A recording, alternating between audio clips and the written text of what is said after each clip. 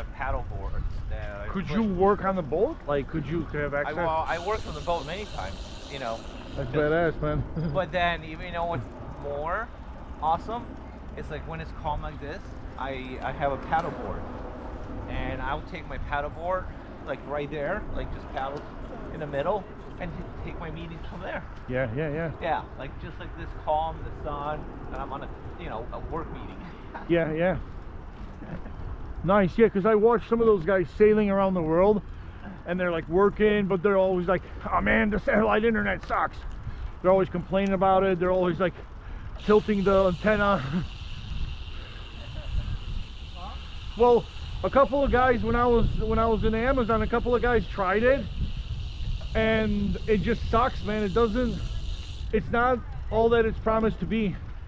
Like they come out there's like a cloudy day in the Amazon, and for like 2 days you're out of internet, no matter what kind of internet. Yeah.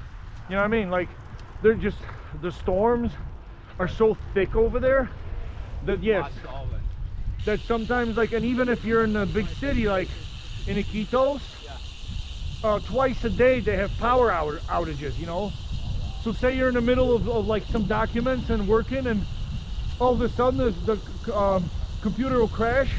If you don't have a backup generator, you know, like it's not, like that. I mean, even if you do, your internet is out. So it's like, okay, fine, I can have my computer on, but yeah, but the internet goes out because the main station for the whole city, they have like 2 hydro stations that the Germans built for them. So the Peruvians, they were very good at, you know, doing everything else, but then maintaining it thereafter, you know, there was always shortage of money. They can't maintain this properly, that properly. Within like 6-7 years, the you know, like power was back to square one, dropping twice a day, 3 times a day.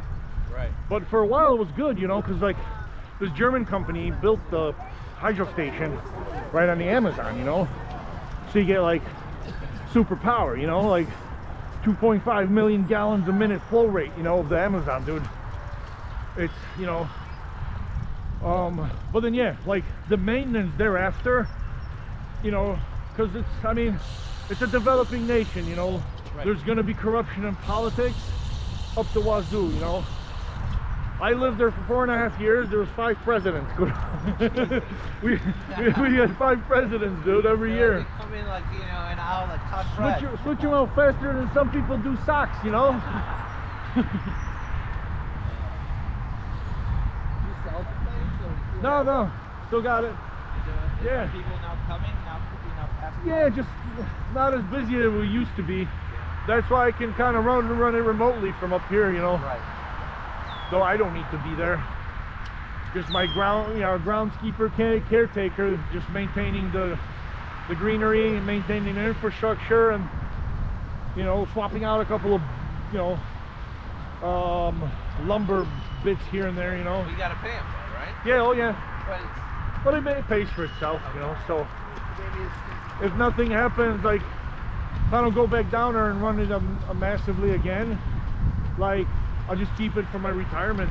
Yeah. At least I already got a place to retire in a country where you can, you know, live very well on a American pension. You can let yourself splurge. That's why I'm like being careful. And if I work to 65. Well, hey, you have a place in Bulgaria, or your brother? No, we had a place. I mean, my parents still have, you know, like my grandma's condo on one side and the other one. The one is in the city center, which is good and it's big. The other one's a little bit off and is only a 1-bedroom.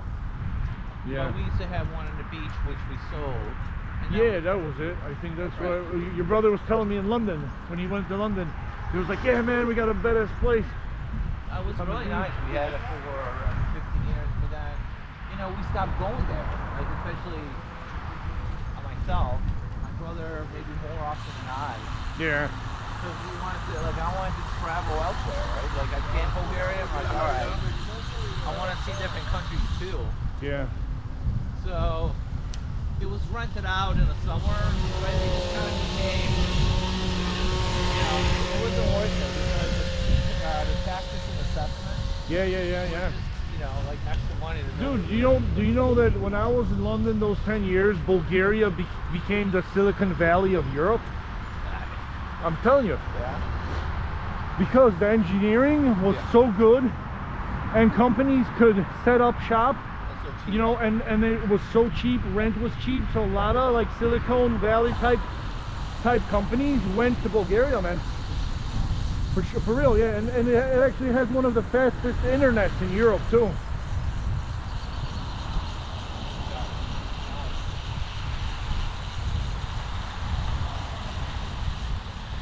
Yeah, I mean, the prices of everywhere, but Bulgaria has skyrocketed.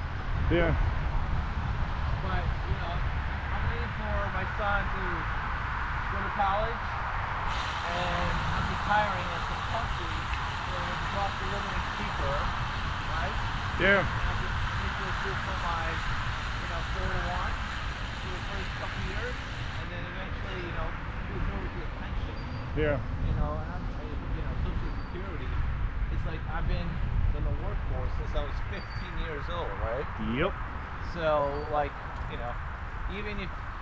What was your first job? It was in a laundromat, down, like in Arlington Heights over by Northwest Highway. Oh yeah, mine was the McDonald's right there on Arlington Heights in Palatine. I was 15, yeah. I even had to get permission from school for good grades, because like when you had good grades, you could get permission to work, I think up to 6 hours during the week, and then like 6 hours on a weekend, so maximum of 12. Right, I did the same thing. I had to get permission, right? And I mean, I've had all those, and like that was first, and I've done. Because like I was a year older. Menards. Yeah. I mean, you name it. I don't know. Foot Action. Like I don't know how, but in 18 is when I got my first corporate job at Walgreens corporate. Yeah. And I actually had worked before in a Walgreens store too. I don't understand how in like 3 and I think back on it. It was what, 15 to 18? Yeah. Like I had worked in 7 different places. It's not like I was fired. Yeah. I was actually fired from Menards. And the reason why I got fired, right, is because the manager at the time, he was like an Indian guy with a do-rag. He was pissing me off, like micromanaging me. I'm like, you motherfucking do-rag, go fucking eat a donut and shut the fuck up. He really pissed me off. So. That's the only time I was fired. Otherwise, I don't know why I kept leaving. I worked at the bike store that used to be on the Rand Road. Yeah. What was it called? It's still there. Oh no, somebody else bought it. Oh no, it was in a different area. I mean, it was in a different. It was in. So now it's in a banquet hall. There used to be a banquet hall across. Yeah. Before It used to be on the Olive Street, like on that corner, I think. But in that first like little brown building on the right. Yeah. And that was a big gig because obviously the bikes have to be assembled, right? Yeah. And and to be put on the floor. So we were getting at that time minimum wage plus $15 a bike. If you would, right? You can finish 2 bikes in an hour.